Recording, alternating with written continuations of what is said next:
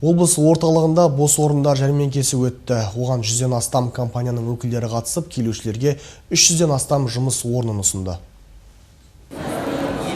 Бұл жыл басынан бері өткізіліп отырған 10-шы жәрмеңке. Жұмыс берушілер кәсіби мамандармен қатар дипломсыз азаматтарға да жұмыс орындарын ұсынды. Айына бір рет әрбір аудан және қалада өткізілетін бұл шараның биылғы ерекшелігі тұрғындарға бір терезе қағидаты аясында кеңестер берілді. Жәрмеңкеге келушілердің ішінен 50 адам жұмысқа тұруға жолдама алды. Олардың қатарында аспазшы, тігінші, темір ұсталары бар.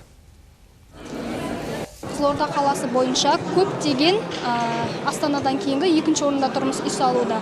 Орда бағдарламасы өтті, 248 квартира берілді, свой дом, военный продукт, әскери баспана. Сонымен қатар қазір бақытты отбасы, сосын нұрлы жер бағдарламасы.